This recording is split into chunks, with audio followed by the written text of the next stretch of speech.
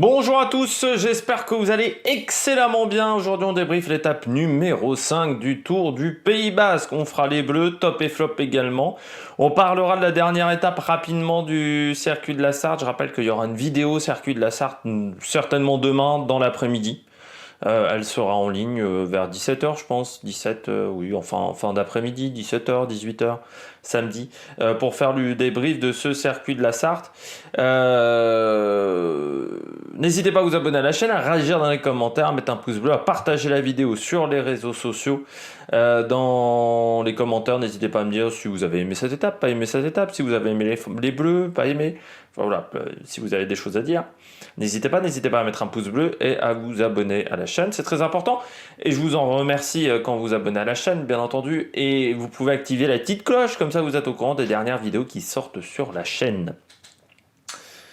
Étape avec un scénario presque similaire aux dernières journées, c'est-à-dire un peloton qui roule pas extrêmement vite et puis d'un coup ça s'active en fin de journée. La différence c'est que là on a un petit groupe qui est sorti, contrairement à hier, voilà, et à avant-hier on a eu un sprint mais avec d'autres protagonistes.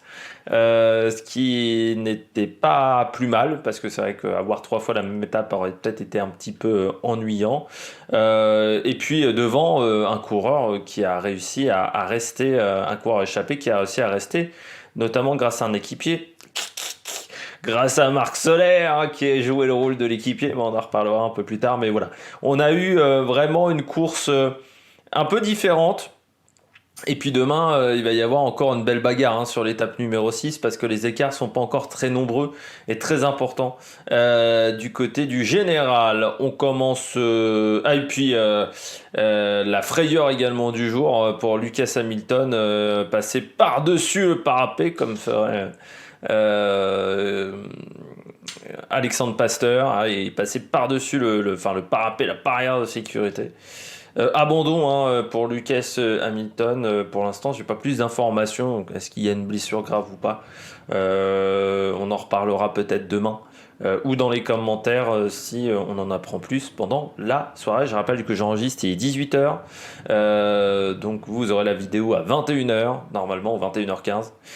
Donc voilà, des fois il y a des petits écarts au niveau de l'information. Je m'excuse encore si vous entendez le vent. C'est encore la tempête. Pour ceux qui ont vu le circuit de la Sarthe, la tempête arrive chez moi désormais. Donc les conditions sont vraiment... Alors il n'y a pas trop de pluie, mais le vent est plus fort qu'hier. Après ce petit point météo, ce petit point Evelyne Delia, on passe tout de suite au bilan des Bleus. Du côté du bilan des Bleus, ça a été un peu moins bien que les derniers jours. Les derniers jours, c'est vrai que le bilan des Bleus était plutôt très bon. Que ça soit avant-hier, hier, avant-hier, même lors du contre-la-montre. Il n'était pas mauvais, ce bilan des Bleus. Là, aujourd'hui, un peu plus compliqué. Alors, on a un Bleu qui s'en est bien sorti, c'est Yon Izagirre. Parce que Yon Izagirre, pour la Cofidis, il est dans le match. Il est dans le match, il est sorti dans ce fameux groupe d'une dizaine de coureurs dans le final. Et là, Yon Izagirre, au général, il est 3e à 21 secondes. Très bonne semaine de Yon Izagirre, qui aujourd'hui finit 4e de l'étape. Bien entendu, on pense au point UCI. Si demain, il arrive à rester dans le top 10, Yon Izagirre, ça fera beaucoup de points pour Cofidis, et toujours dans l'objectif de rester en World Tour. Cofidis pourrait prendre un petit avantage en ce début de mois d'avril.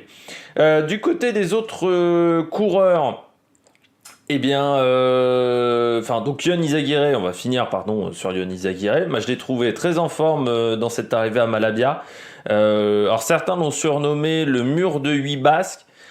C'était quand même plus technique que le mur de 8, je trouve, à certains endroits. Il y avait des petits pavés en plus. Le rendement n'était pas fou dans le dernier kilomètre. Et puis, si on prend les 700 derniers mètres, c'est un peu plus court que le mur de 8. Mais c'était très compliqué, surtout les 50 derniers mètres, qui étaient affreusement durs. Ça, c'est clair et net. Mais moi, je ne le comparerais pas totalement au mur de 8. C'était, me semble-t-il, un petit peu différent. Mais du côté de Yon Izagirre, je trouve que la condition physique est là. Il y a vraiment des bonnes jambes. Voilà, il finit à 2 secondes de Evenepoel. Donc ça, c'est plutôt bien pour l'Espagnol. Et devant Enric Mas, devant Pello Bilbao. Donc là aussi, la condition physique est là pour Yon.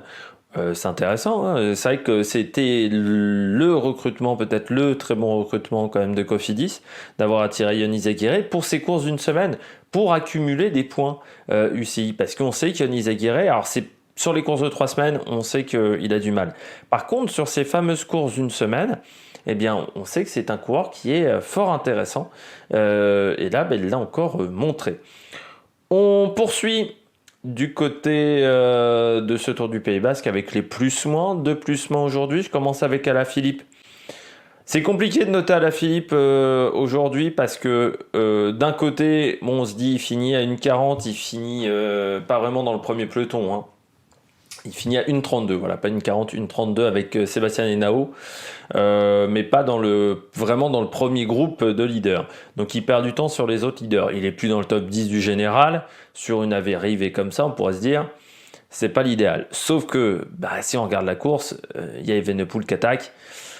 Il y a la cassure qui se fait assez naturellement et il s'est retrouvé un peu comme Roglic dans une situation, il pouvait pas rouler sur le mec qui était devant lui, qui était le co-leader de l'équipe. Et donc, il s'est retrouvé bloqué, coincé, battu, sans pouvoir faire grand chose. Et puis, de toute manière, c'est pas comme si chez Quickstep, il avait énormément d'équipiers dans le final. Parce que Mauri Van Sevenant, il a encore lâché très loin de l'arrivée. Idriss de Venance, il a fait le maximum de boulot qu'il pouvait, mais c'était un petit peu compliqué également de ce côté-là. Donc, du côté de Julien, journée un petit peu plus difficile peut-être que d'habitude. Donc c'est pour ça que je le mets en plus-moins, parce que c'est pas un flop non plus. C'est pas un plus non plus. Donc là, on est un peu le cul entre deux chaises aussi au niveau de la notation. Puis j'ai mis David Gaudu. C'est dommage, David Gaudu, qu'il n'ait pas réussi à suivre l'attaque de Evenepoel. Il a peut-être pas cru à l'attaque d'Evenepoel. Enfin, il a peut-être pas cru que ça irait au bout. Après, il fait rouler Bruno Armirail, mais c'est trop tard, hein. Une fois qu'il y a 20 secondes, dans 5 secondes, sur un groupe avec Evenepoel et puis d'autres très bons coureurs, hein. On parlait, Yannis Aguirre, Vlasov, Vingegaard, Martinez également. Alors Martinez ne roulait pas, hein, il a bien joué le coup. Mais c'était fini, quoi, pour David. Bon, après, dans le final, encore une fois, il finit à 4 secondes de Barcelo Guerrero Yet. C'est plutôt très bien, hein. On sent que du côté de David Gaudu, la semaine est intéressante, mais encore une fois, dommage qu'il n'ait pas réussi à accompagner les meilleurs dans cette attaque. Voilà, il l'a peut-être pas senti. C'était aussi une attaque dans une portion plutôt descendante. On sait que David Gaudu est un petit gabarit. Ça n'a peut-être pas aidé non plus pour sortir dans la descente. Mais je pense que c'est surtout qu'il n'a pas cru en cette attaque parce qu'il n'était pas totalement dans la roue de ceux qui sont partis. Et je crois qu'il n'a pas compris, il a mis 10 secondes, 15 secondes avant de comprendre que oh là là, c'est peut-être un gros coup qui est sorti, ils peuvent peut-être aller au bout, allez, il va falloir rouler à fond. Et non, ça n'a pas suffi, donc au final, 1 minute de perdu aujourd'hui. Sur un Tour du Pays Basque, ça fait beaucoup. Après, pour se rassurer, on peut se dire qu'il est 11e, que devant lui, c'est Marc Soler et Adam Yates, donc il y a peut-être des possibilités pour entrer dans le top 10 du général pour David Gaudu, ce qui serait rassurant quant à sa condition physique. Et puis, voilà, on passe tout de suite au coureur au top. Attaque de Marlou! Vidéo qui va être, je pense, plus courte, hein. Bon, je dis souvent ça et puis c'est pas le cas. Mais là, sur cette étape-là, j'ai pas grand-chose à dire. Voilà, il y a des jours où c'est assez... les top flops sont assez naturels et puis il n'y a pas énormément de choses à raconter. Je commence par le vainqueur du jour, Rodriguez. L'un des plus jeunes vainqueurs en World Tour, Rodriguez, hein. Il faut le dire. Carlos Rodriguez, très bonne recrue de la part d'Ineos. C'est vrai qu'on parlait, j'avais parlé en début de saison des coureurs espagnols et on m'avait dit Ayuso. On avait oublié de parler du petit Rodriguez parce que 21 ans et 2 mois. Et surtout, ce qui est fort avec le petit, avec ces deux-là, c'est qu'ils sont très jeunes. Ayuso, Rodriguez. Il y a une génération qui est en train d'arriver. On peut penser aussi à Roger Adria. Bon, même si des stratégies de course qui sont parfois foireuses. Mais il y a une petite génération là, qui arrive de coureurs espagnols qui me semble pas mal. De toute manière, il fallait peut-être ça parce que ça faisait depuis quelques temps qu'en Espagne, on se contentait un petit peu de Valverde. Et Valverde, bon, bah, au bout d'un moment, il vieillit aussi. On rappelle également deuxième du Tour de l'Avenir l'année dernière, vainqueur notamment de l'étape du col du Petit Saint-Bernard. Il avait très très bien fini. Et puis deuxième du contre-la-montre à la Hon également, pour notre ami, qui avait en plus fait troisième du championnat d'Espagne du contre-la-montre. Avec déjà Ineos, parce que c'est sa deuxième saison, troisième saison même chez Ineos, hein, parce qu'il avait commencé en 2020, bon, avec des résultats plus mitigés en 2020, mais il avait seulement donc 19 ans en 2020. Ouais, c'est assez dingue de faire commencer les mecs aussi jeunes, mais champion d'Espagne du contre-la-montre junior, et puis vainqueur du Tour de Gironde international et sixième du trophée Centre Morbihan dans ses années juniors, et du Gipuzkoa Classica également. Là aujourd'hui, bon, il a bien profité du travail de Marc Soler, ou Solaire, ça dépend comment on prononce, qui lui a permis de s'économiser pendant 40 km quand même, hein. C'est-à-dire qu'il a fait de la patinette derrière Marc Soler, ça on y reviendra. En même temps, quand ton adversaire est un petit peu bête, bah faut en profiter, hein. Tu sais, je me souviens de Jérôme Cousin avec Nils Politt, hein, sur Paris-Nice, bon bah il en avait profité, bah là c'est un peu pareil. Malgré tout, il fallait tenir, hein, dans ces 10 derniers kilomètres avec cette montée vraiment très compliquée sur la fin. On sentait que l'énergie n'était plus vraiment là, mais ça fait partie des très bonnes recrues quand même, hein, du côté d'Ineos, même si encore une fois, on recrute de plus en plus derrière les juniors. J'ai lu un article là-dessus où il disait, c'était un expert un peu du cyclisme, je ne sais plus qui parlait dans ce reportage, et qui disait, j'ai peur qu'on ait maintenant des carrières où à 25 ou 26 ans, les mecs sont cramés. Moi, je dis toujours, le premier exemple aujourd'hui on a deux exemples de coureurs jeunes. C'est Philippe Gilbert et Peter Sagan, qui sont dans la deuxième partie de leur carrière, on va dire, et qui ont commencé très jeunes, hein, et qui ont eu des résultats, qui étaient des cracks très jeunes. Philippe Gilbert, il a commencé à 19 ans chez Groupama. Il a eu quand même des périodes de creux dans sa carrière. Je pense notamment chez BMC, mais je pense aussi ses premières années chez Groupama, enfin à l'époque la FDJ, c'était pas fantastique non plus. On a mis beaucoup de temps avant qu'ils réussissent à gagner. Il y en a même des qui perdaient un peu patience chez FDJ, et chez BMC, sur la deuxième partie de sa période BMC, ça a été compliqué aussi. On a le cas Peter Sagan, ça fait quand même depuis 2-3 ans que Sagan il n'a pas un très bon rendement. Bon, et puis il a mis un peu de temps à gagner les grandes classiques aussi, parce qu'il fallait de l'expérience, il fallait du calme.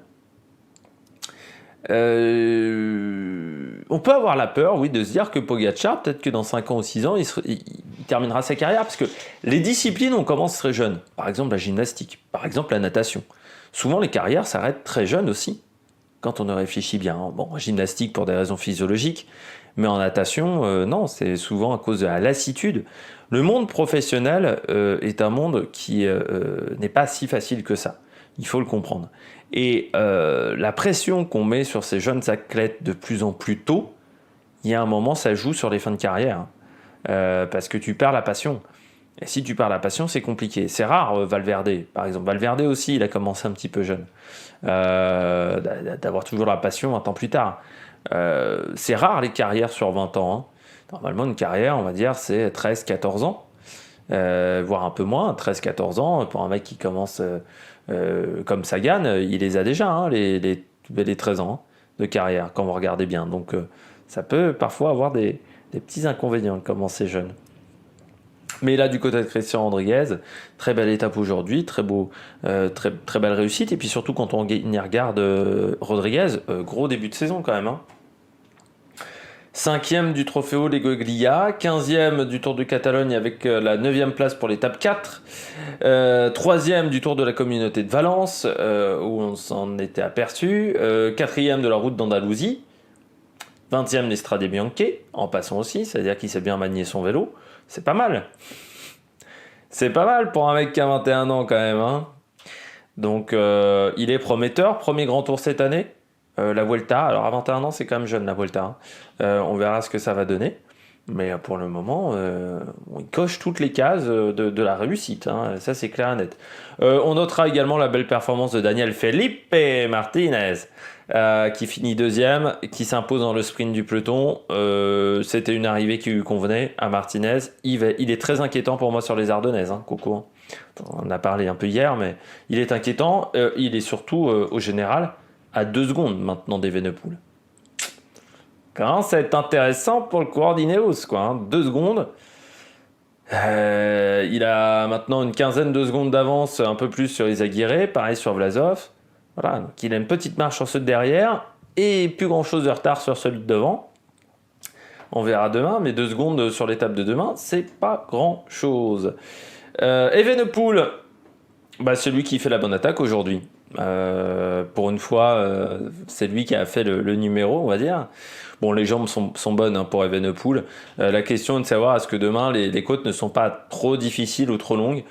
C'est pas forcément. S'il s'impose demain sur ce Tour du Pays Basque, ça sera quand même intéressant pour Remco Evenepoel parce que ça voudrait dire qu'il y a une nouvelle palette de coureurs puissants. Je dirais pas puncher, mais de coureurs puissants dans sa palette de ce qu'il sait faire.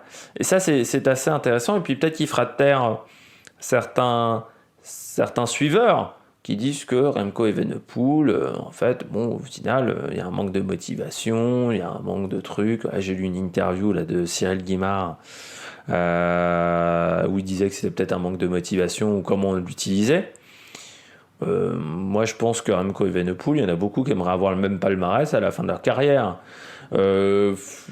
Encore une fois, c'est le fait d'avoir commencé très jeune. Je pense que pour certains, parfois, c'est compliqué de commencer aussi jeune et d'être un peu des cracks.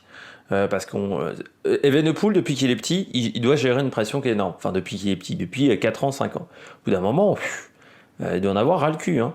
Remco Evenepoel, ça reste un mec de 20 ans, de 22 ans, Remco Evenepoel, donc qui a envie de faire plein de choses, quoi. Des fois qui sont incompatibles avec le vélo de haut niveau. Et je trouve qu'en Belgique, peut-être aussi parce que sur ce profil-là de coureur, on a un manque de talent, on lui met énormément de pression. Et je trouve que les médias belges devraient parfois... C'est comme avec Mbappé, hein. Mbappé aussi, je me rappelle à une époque, on lui mettait énormément de pression en oubliant qu'il était jeune aussi, Mbappé. Alors peut-être aussi parce que comme Mbappé, ils ont tendance à parler beaucoup et puis parler parfois sans trop réfléchir. Ou sans réfléchir aux conséquences de leurs actes. Mais du côté de Remco Evenepoel aujourd'hui, moi je l'ai trouvé très bon. Il attaque en plus dans une portion descendante. Dans le final, là aussi, hein, il y a de l'énergie quand même pour Remco Evenepoel sur une arrivée qui n'est pas forcément ce qui est de meilleur pour lui. Mais s'il arrive à gagner ce Tour du Pays Basque, il repartira avec beaucoup de confiance en lui. Et pour les échéances à venir, notamment des courses de 3 semaines, il aura de la confiance, Coco. Hein, ça, il faut le prendre en compte. On poursuit. Et on termine ses coureurs au top avec Vlasov. Bonne journée pour Vlasov. Alors Vlasov qui... c'est vrai que je le mets à 22 secondes. Il faut savoir que Vlasov pour le moment est toujours marqué à 18 secondes. Donc je ne sais pas si on lui redonnera du temps. Parce que comme il est tombé avec Vingegaard, mais que c'était une arrivée en montée, je pense que vu les dernières fois... On connaît toujours pas très bien le règlement peut-être, mais on ne redonne, j'ai l'impression, plus de temps. Avant, il y avait, me semble-t-il, une règle du dernier kilomètre. Semble-t-il qu'elle ne s'applique plus aujourd'hui.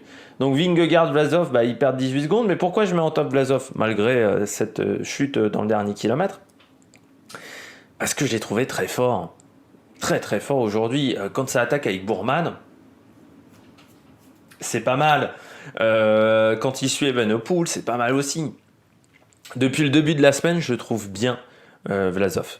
Je le trouve très très bien. Et il a certes perdu Guita aujourd'hui, mais on voit que Bourman a fait du sacré boulot. Il y a encore Lennart Kemna aussi. Demain, c'est bien d'avoir une équipe pour faire le tempo. Il faudra vraiment se méfier de Vlasov, parce que il peut vraiment faire très très mal. On n'oublie pas également belle perf aujourd'hui pour Enric Mas. Bon, je ne l'ai pas mis dans les tops, mais on s'inquiétait un petit peu de la condition physique d'Enric Mas. Bon, aujourd'hui il fait 5, c'est plutôt pas mal pour le coureur espagnol. On passe tout de suite au bonnet d'âne. 2 bonnets d'âne aujourd'hui. Voilà, j'ai fait léger pour le bonnet d'âne. Je commence avec le meilleur, Marc Soler. Putain. Marc Soler me sidérera toujours dans cette capacité à foirer les fins d'étape. C'est-à-dire, c'est quand même fou. C'est pas la première fois qu'il fait ça. De craquer en fin de journée à 15-20 bornes de l'arrivée. Il l'a déjà fait plein de fois, mais je me souviens d'une fois sur le Tour de France où il avait attaqué et puis 5 km après, il avait complètement craqué lors de la victoire de Marc Hirschi.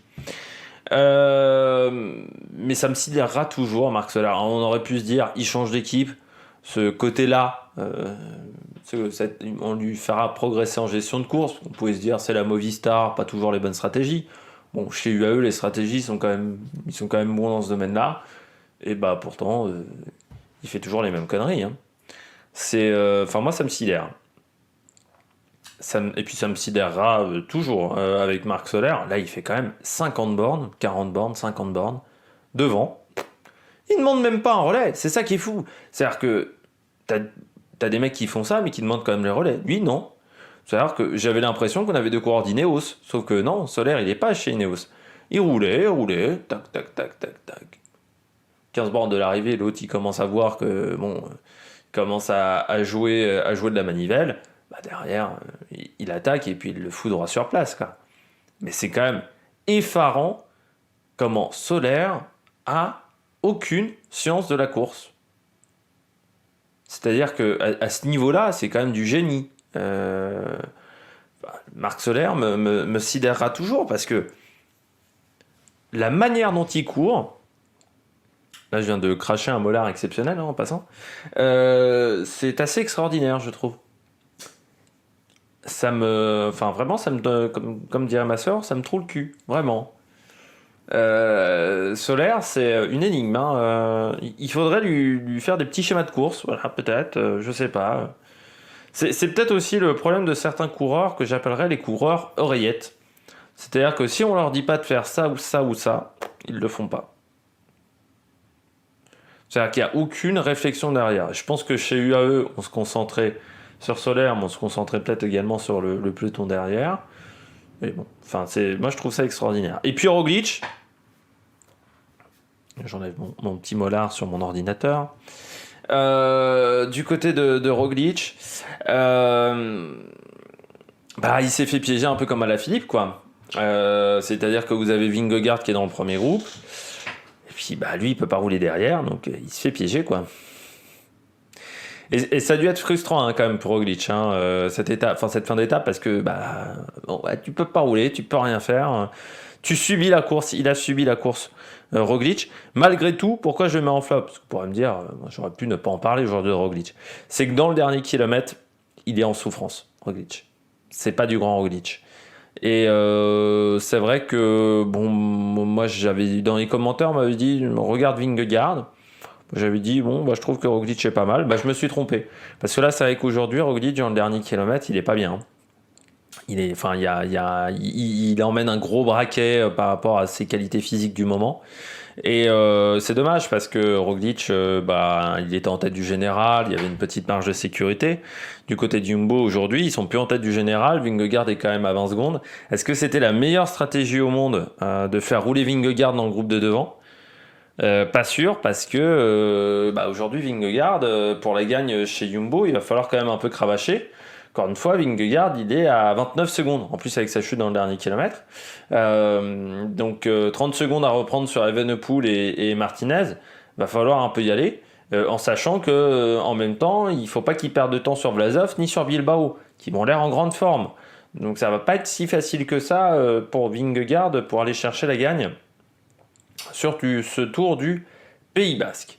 On passe rapidement non, à l'étape numéro 6. Étape numéro 6 demain, hop là, je la prends. Grosse journée sur ce tour du Pays Basque entre Eibar et Araté.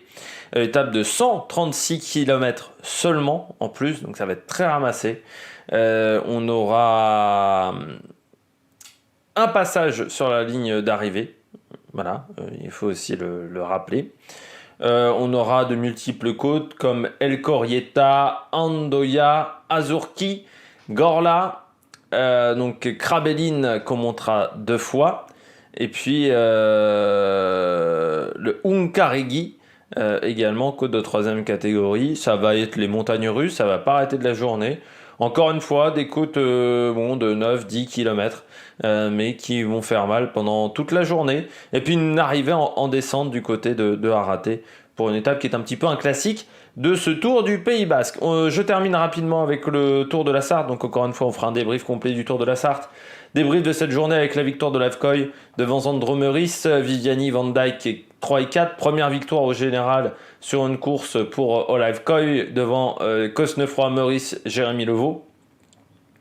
La mauvaise surprise du jour, c'est Pedersen qui est tombé à 4 km de l'arrivée. Je trouve qu'on a un peu joué au con quand même sur ce Tour de la Sarthe. Alors on a raccourci l'étape. Elle devait faire 175 km, on l'a raccourci à 136. Malgré tout, quand vous voyez le vent dehors, les conditions climatiques, on aurait peut-être pu faire neutraliser les 5-6 derniers kilomètres. Je pense que c'est là où on a joué au con. On n'a pas neutralisé plus loin que d'habitude. Normalement, on neutralise les 3 derniers kilomètres au niveau du classement général, mais en cas de conditions climatiques exceptionnelles ou de situations climatiques exceptionnelles, on peut décider de bloquer la course d'un peu plus loin. Je pense qu'il aurait fallu bloquer à 6 ou 7 km de l'arrivée, là où le peloton n'était pas encore excité, parce que la chute de Pedersen, là où c'était, de toute manière, on sentait bien que ça allait y allait avoir un problème. Est-ce qu'on n'a pas pris un risque non plus à faire partir les coureurs alors qu'on a du vent à 100 km/h, de la pluie intense, voilà,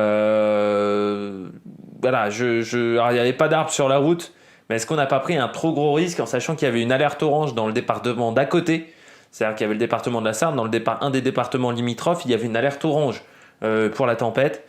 Voilà. Est-ce qu'on n'a pas pris un trop gros risque aujourd'hui pour faire démarrer à tout prix cette course? Alors dans le top 10 au final, vous avez donc Olavkoy, Cosnefroy, Meurice, Levaux, Zinglé, Viviani, Renard, Cardis, Guernalec, Mattia Baïs, et donc Pedersen se retrouve très très loin.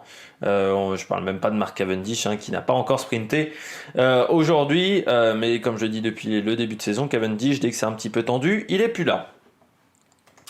J'espère que vous avez aimé cette vidéo. Si vous avez aimé cette vidéo, n'hésitez pas à vous abonner à la chaîne, à réagir dans les commentaires, à mettre un pouce bleu, à partager la vidéo sur les réseaux sociaux. Demain, débrief de l'étape 6 du Tour du Pays Basque. Présentation également de l'Amstel demain.